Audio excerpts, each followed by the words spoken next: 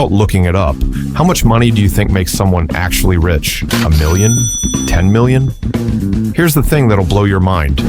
Most people making $100,000 a year think they're broke. Most millionaires think they're middle class. And the guy with $50 billion? He's not even close to being the richest person alive. I'm about to take you through every single level of wealth that exists on this planet, from the dude sleeping under a bridge to the people who literally own countries. And by the end of this video, you'll know exactly where you stand, and more importantly, where you could be.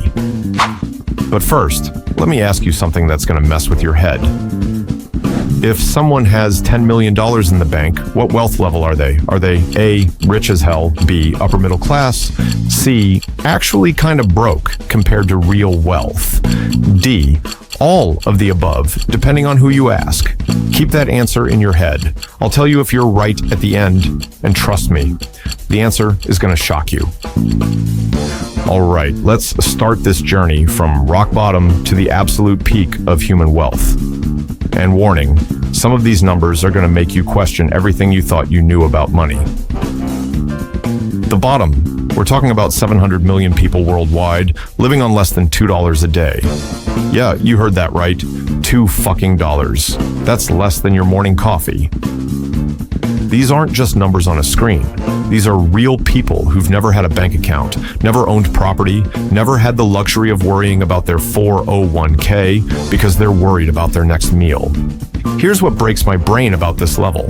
While someone at this level is counting pennies for bread, there are people spending more on a single dinner than they'll see in their entire lifetime. But here's the psychology part that's crucial.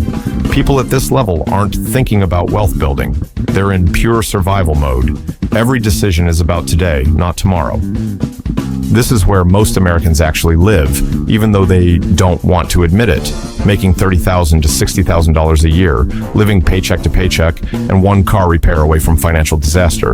Get this, 60% of Americans can't handle a $1,000 emergency without borrowing money. 60%. That includes people making decent money who look successful from the outside. The psychological trap at this level? The hamster wheel mentality. You work harder, get a raise, immediately upgrade your lifestyle, and you're back to being broke again. It's like financial quicksand. These people drive decent cars, live in nice neighborhoods, but their net worth is basically zero. They're playing the game of looking rich while being broke, and social media makes it 10 times worse because everyone's faking it till they make it. The comfortable middle class, $75,000 to $150,000 household income. These people have figured out the basics. They've got emergency funds, retirement accounts, and can take a vacation without going into debt. But here's the reality check.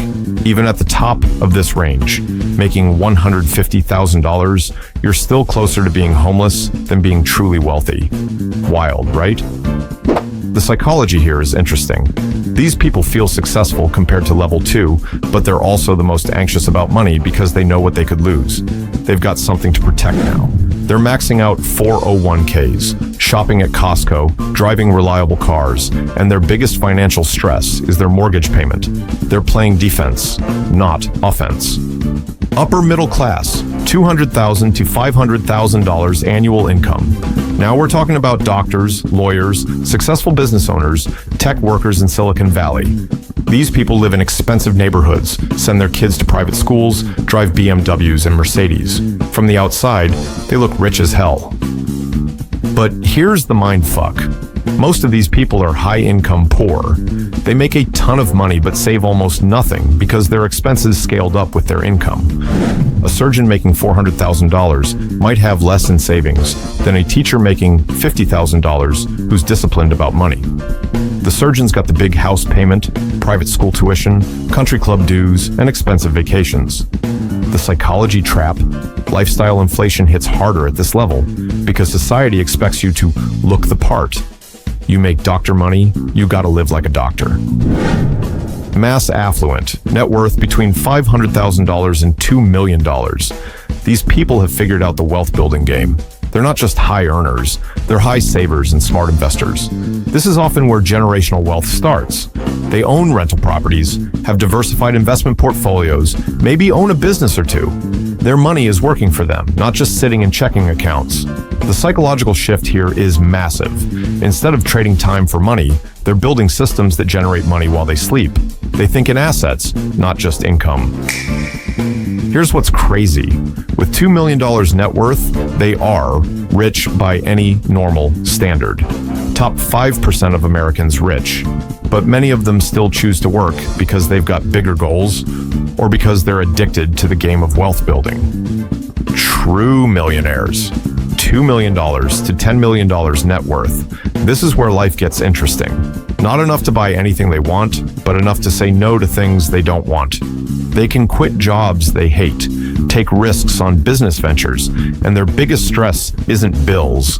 It's what to do with their time and money. But here's the psychology plot twist. Many of these people still feel middle class. Why? Because they're comparing themselves to billionaires they see on TV, not the paycheck to paycheck people they used to be. It's like being a giant surrounded by other giants. You forget how tall you actually are compared to everyone else. Multi-millionaire elite, $10 million to $100 million. Now we're in rarefied air. These people own sports teams, have private jets, multiple homes in different countries. We're talking about maybe 200,000 people in the entire United States. They've transcended normal financial concerns and are playing a completely different game. Their problems aren't about money anymore. They're about privacy, security, and what legacy they want to leave. They're worried about their kids being kidnapped, not their credit card bills. The psychological reality? Money stops being about buying stuff and starts being about buying time, access, and influence. They don't buy products, they buy experiences and opportunities. At this level, your network literally determines your net worth. They make money from deals that us regular people never even hear about. Billionaires, 1 billion plus. There are roughly 2,500 of these people on the entire planet. They don't just have wealth, they have power that shapes the world. We're talking about people who can end poverty in entire countries with their pocket change, who own social media platforms that billions of people use daily, who are literally trying to colonize Mars. Many billionaires have more wealth than entire nations' GDP. Jeff Bezos could buy most countries if they were for sale. The psychology here is fascinating and terrifying. These people think in decades, not quarters. They're not worried about market crashes. They cause market crashes. They don't follow trends. They create them. When they sneeze, entire industries catch a cold. Their casual tweets can make or break companies worth billions. The theoretical trillionaire. No human has reached this level yet, but we're probably going to see it in our lifetime. Some analysts think Elon Musk or Jeff Bezos could hit $1 trillion if their space companies succeed.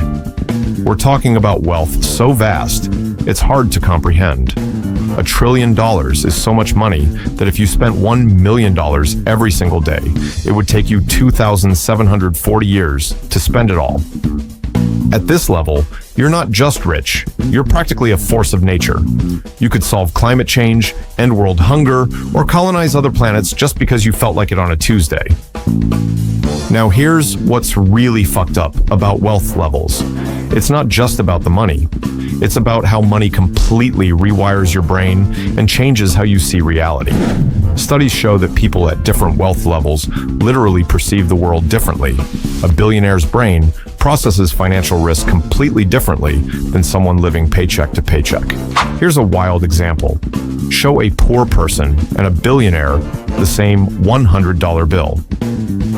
The poor person sees opportunity, maybe groceries for the week. The billionaire literally doesn't register it as meaningful money. Their brains have been rewired.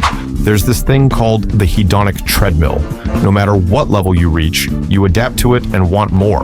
The guy making $50,000 wants to make $100,000. The millionaire wants $10 million. The billionaire wants to be the richest person alive. Research shows that happiness from money plateaus around $75,000 a year for basic life satisfaction. After that, more money doesn't make you happier. It just changes what you're unhappy about. Rich people don't have money problems. They have rich people problems, like which private jet to take or how to avoid paying taxes on their third yacht. Here's the part that's going to piss you off. Most people die at the same wealth level they were born into. Social mobility is way harder than we like to pretend. If you're born into level 1 or 2, statistically, you'll probably stay there. If you're born into level 6 or 7, you'll probably stay there too. The game is rigged from the start. About 70% of wealthy families lose their wealth by the second generation. 90% lose it by the third. But here's the thing. Even when they lose it, they usually only drop 1 or 2 levels, not all the way back to poverty. Rich kids get advantages that compound over time. Better schools, unpaid internships they can afford, family connections, safety nets that let them take bigger risks. Poor kids can't afford to take unpaid internships. They can't risk starting a business because failure means homelessness, not moving back in with wealthy parents. But here's what's crazy. In human history, we've never had more opportunities to jump levels. The internet, crypto, online businesses, content creation, there are more paths up than ever before. The question is, are you playing the game, or is the game playing you? Let me tell you some brutal truths about wealth levels that nobody wants to talk about. First, your current level is probably your ceiling unless you do something drastically different. Working harder at your current job won't change your wealth level. You need to change the game you're playing. Second, most people overestimate their wealth level. If you're making $100,000 and living paycheck to paycheck, you're not upper middle class. You're broke with a good income. Third, wealth isn't about what you make, it's about what you keep and how it grows. A teacher who saves $500 a month and invests it will be wealthier at retirement than a lawyer who spends everything they make. Fourth, time is your biggest advantage if you're young, and your biggest enemy if you're old. A 25-year-old investing $200 a month will have more at retirement than a 45-year-old investing $800 a month. And finally, most people at higher wealth levels got there through ownership, not employment. They own businesses, real estate, stocks, crypto, or intellectual property. Employees make millionaires rich. Owners become millionaires. Remember that quiz from the beginning? Someone with $10 million, what wealth level are they? The answer is D, all of the above, depending on who you ask. To someone making $50,000, they're rich as hell. To someone making $200,000, they're upper middle class with a good nest egg. To a billionaire, they're basically broke. They couldn't even afford the maintenance on a super yacht.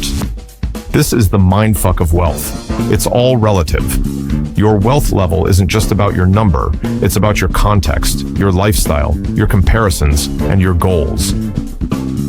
A $10 millionaire in Manhattan might feel middle class. The same person in rural Mississippi feels like royalty. So, where do you want to be? Which level are you at now, and which level do you want to reach? Here's the thing. Knowing these levels is just the first step. The real question is, what are you going to do about it? Drop a comment and tell me your current level and your target level. And if this video opened your eyes to how wealth really works, smash that subscribe button because we're just getting started. Next week, I'm breaking down the exact strategies people use to jump from each level to the next.